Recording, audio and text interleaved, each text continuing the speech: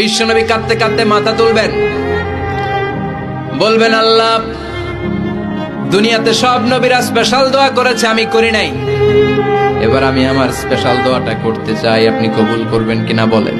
আল্লাহ বলবেন, নবী কি আপনার দোয়া বলেন? বিশ্বনবী বলবেন, আমার একটা উম্মত যার অন্তরের মধ্যে যাররা পরিমাণ ঈমান আছে, একবার আপনারে আল্লাহ বলে ডেকেছে, একবার আমি বিশ্বনবীর উপর দুরূদ পড়েছে, একবার শাহাদাতের বাণী আমার যে গুনাহগার উম্মত দুনিয়ার বুকে থেকে ঘোষণা দিয়েছে, ওই একটা উম্মত যদি জান্নাতে ঢুকতে না পারে, আপনি আমারে জান্নাতে ঢুকাতে পারবেন না। আল্লাহ বলবেন, সাল তুতা, সাল সাল তুতা, ওয়াশফা তুশাফা, শাফাত করেন নবী করেন, যার জন্য দোয়া করবেন আমি কবুল করে নেব।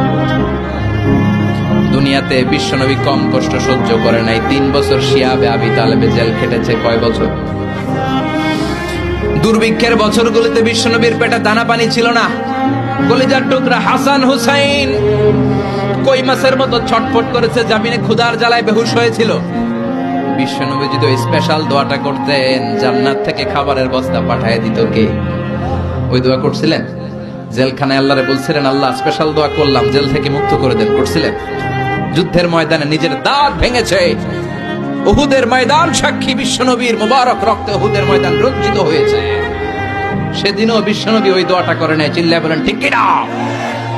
তায়েফের ময়দানে বিশ্বনবী কয়েকটা জায়গায়, 3 জায়গায় বেহুশ হলেন।